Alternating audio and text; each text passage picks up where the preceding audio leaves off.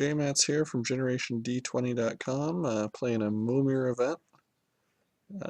I lost game one and I didn't get it recorded properly, but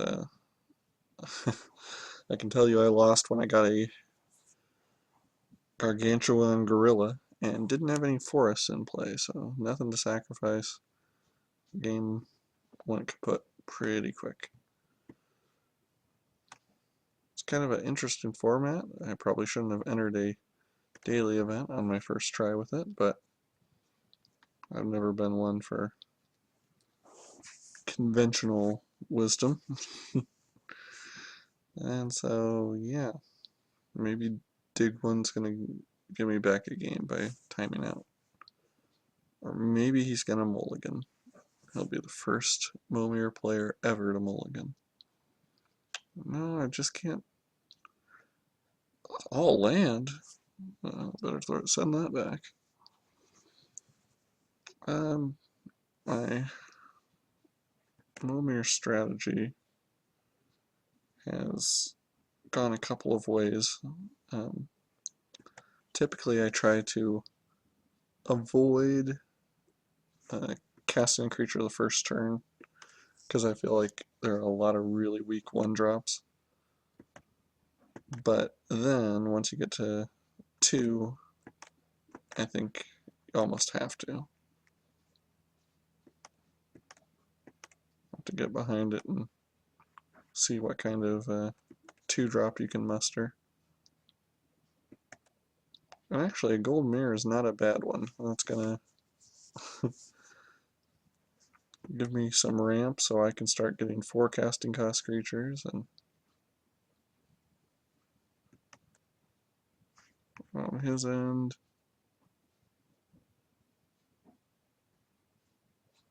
okay, yeah, he got the short end of the stick for sure.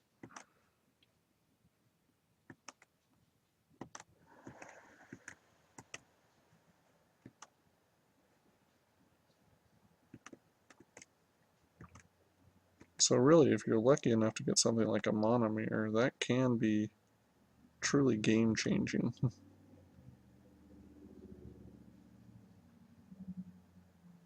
Okay, and I got a flyer.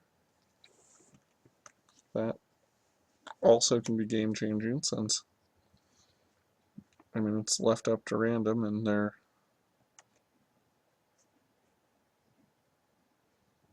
okay. So we can draw a card, so that might offset. And if he draws into some other slivers, he could have some shenanigans. Definitely a possibility. Let's see what I get at 5.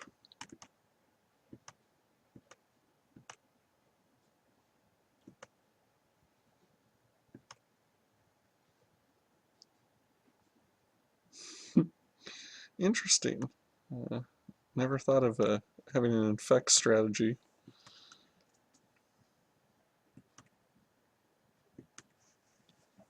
In Momir, but that actually will provide a very nice defender.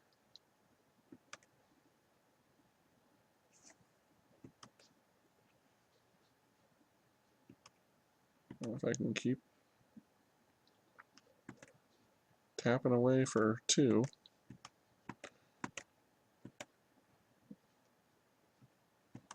Then who knows what's possible.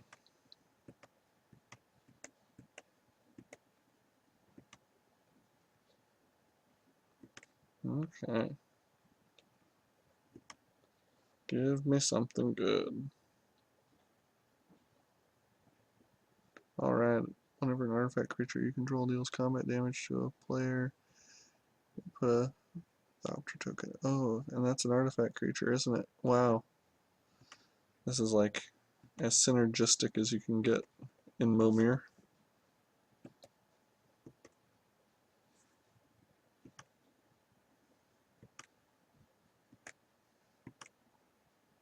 So I'm going to be cranking out some artifact birds, which then would trigger it more so if he doesn't get a flyer of his own. Oh, and the old two-headed giant, which is not bad, but doesn't help him a whole lot right now. My feeling here is, well, I'll cast it first just in case, but I seem to be in pretty good shape now that I have so many flyers, and they're just going to be doubling each turn because all of my flyers are artifact.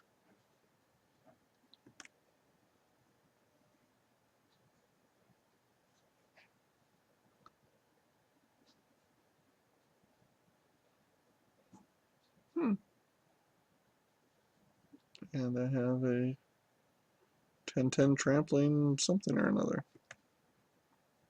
I have no problem with that.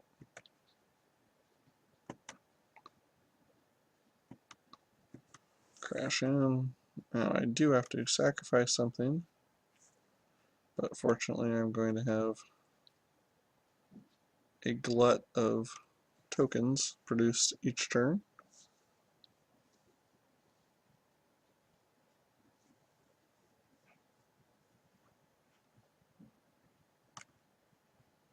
And short of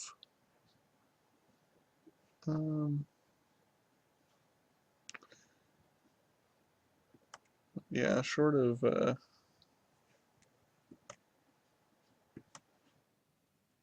him getting something that just wipes out all flyers, I'm in pretty good shape. So here we go. One more time before I swing with the team. See what I can get for 8 mana.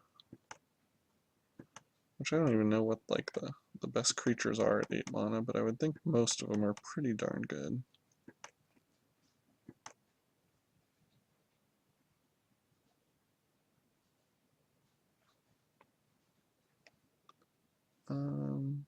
Oh, Chroma.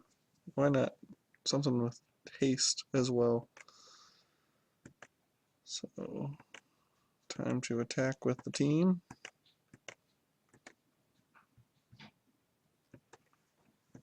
And that should be lethal. Wouldn't even need to attack with all those, but wow. Never knew how much a gold mirror. I'm going to be rooting for that every time from now on. That just, between that and this Sharding Sphinx Sanctum Gargoyle combination, it was just kaboom.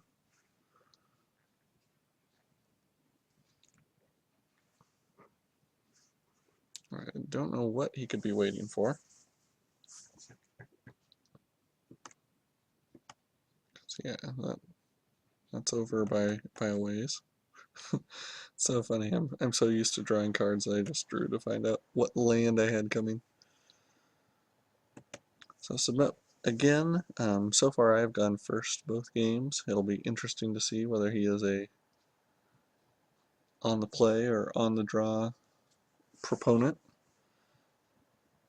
If you don't get a mirror, monomir or other monosource with your creatures, then topping out at 7 can be a little bit weaker than those who top out at 8.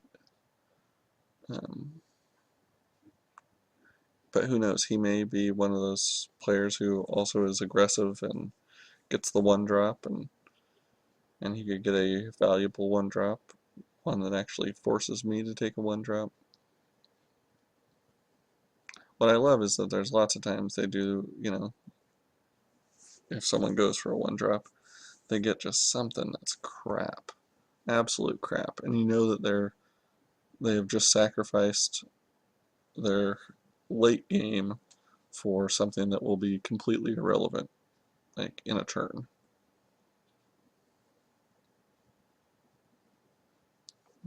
So we wait, apparently, and I don't have much of a Probably should have sideboarded in some land for my land. Um, yeah, I have nothing to say. I'll pause it. I'll see you in game 3. Momir, Mo problems. Would you like to mulligan? No. And he's choosing to play last, so I wanted to play first, just because I'm that way, and I'm okay with his choice of letting me go. Like I said before, come on, give me something that ramps. God, that was awesome. Let's see whether the fates will shine upon me again.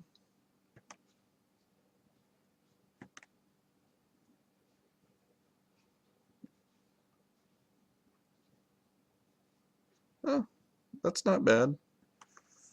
I can transfer some of his damage to another creature, and hmm, that's not bad either. I mean, he has nothing to attack with, but I can definitely buy him some time.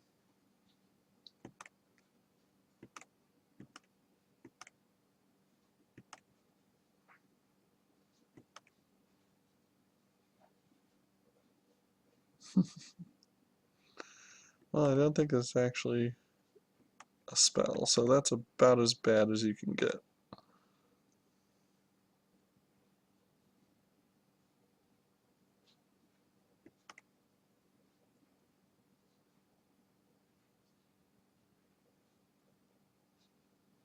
Uh,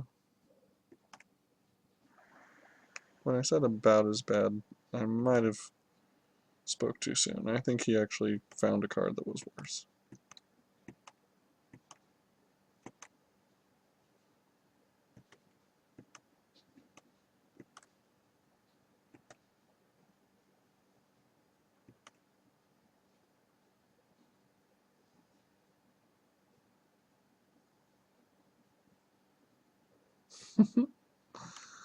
Well, that would have been nice. Anything had come from it. Wow, this is a battle of the sad and depressing decks.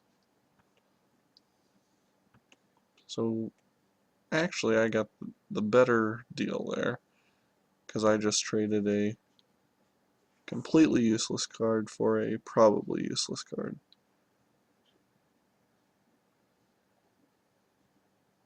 And he just got a pretty worthless card, because there aren't that many minions, especially when you're getting higher in casting costs. So he got a 2/2 for his 4-drop, but I got a 1/2 for my 4-drop, so I'm not sure. I think I got the short end of the stick on that one.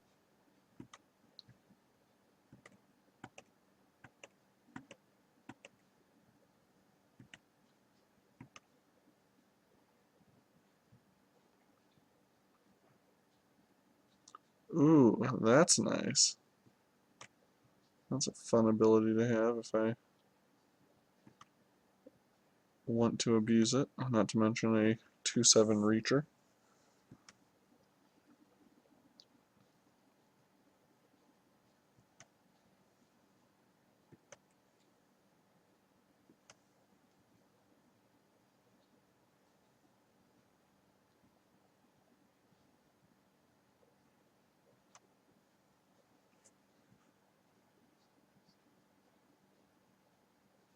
Hmm, don't like that. Definitely don't like that. So, don't need to use that yet. 6 is one of those good places to be.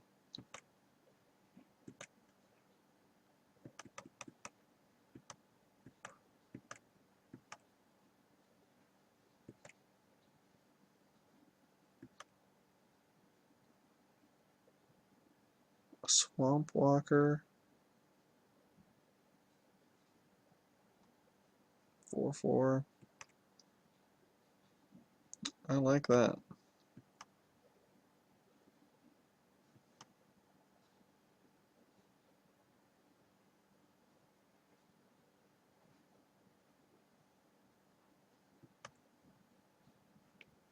And he has something with protection from blue and from red, not from green. Thank goodness. So I can block there. And he may not attack with that. I totally would. Gain the card war. Or win the card war.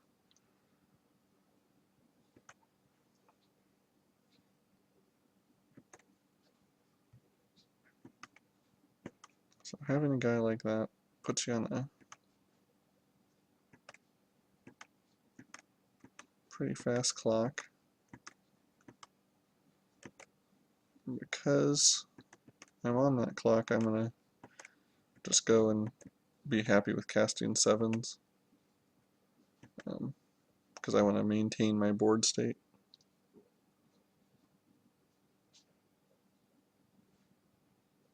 And that was about as bad of a 7 drop as I could get. Wow.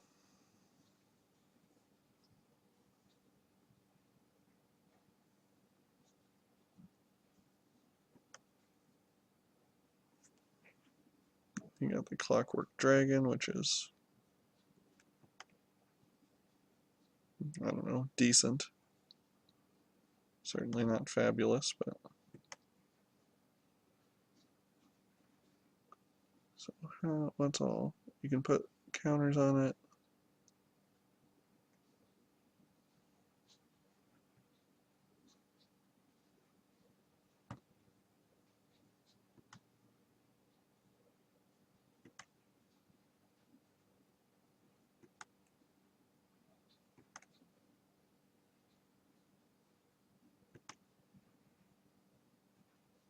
Okay, I think I would be best off playing this and killing.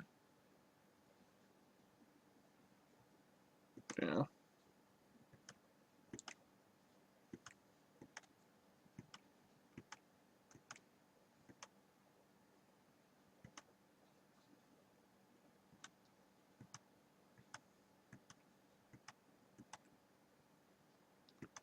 Kill his 2 flyers. So I'm still winning the creature war, and I'm going to be able to do 8s instead.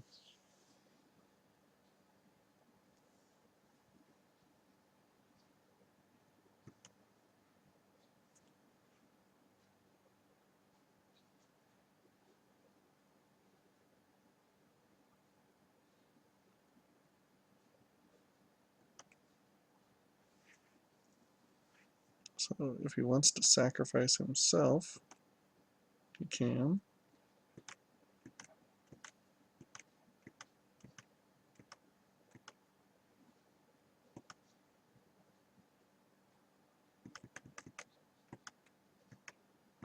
Otherwise,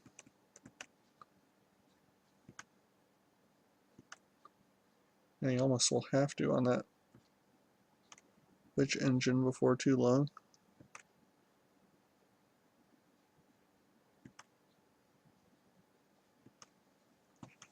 Since I have him on a 3-turn clock after this. And then the other good thing is if he's using Bosch on that, and he's putting out some PUD creature in response. He has protection from blue and from red, so this guy I can attack and trade.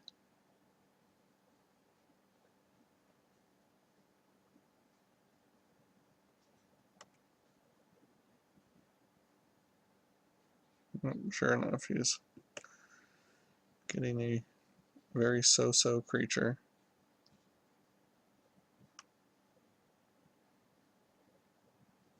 And exchanging that for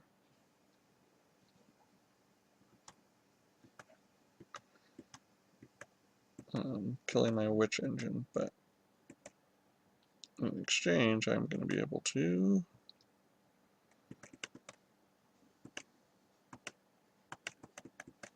still do quite a bit, and I have another 8 casting cost creature on its way.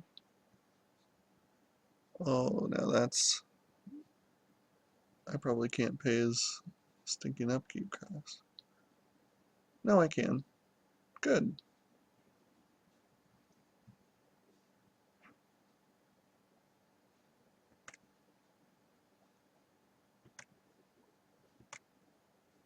Attack with those two guys. Just to force him. He's going to use his Bosch. He has to.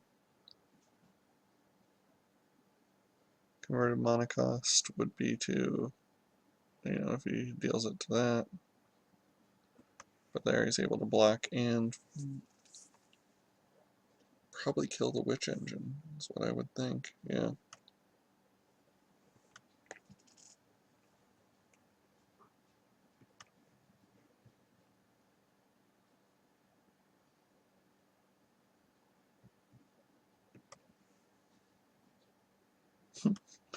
Now that is beautiful.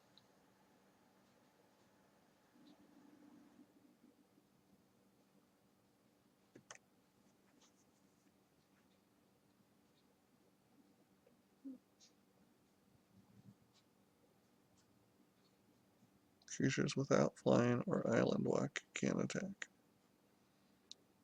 Okay, so he just got me in a pretty bad situation. If it weren't for this guy.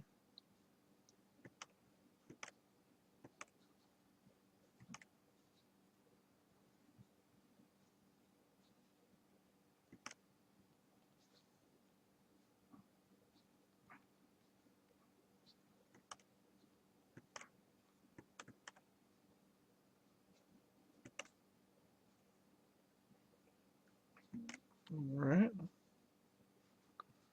And we can attack with him. And he can't block. So it's 2 turns.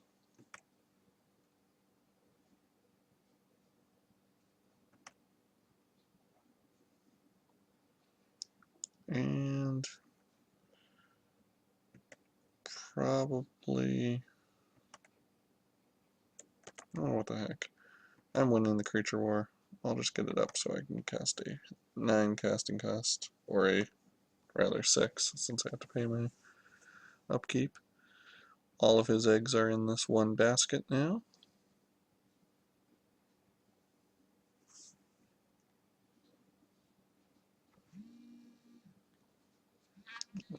Let's see what that basket brings. And that's a win. I'll see you in the next round.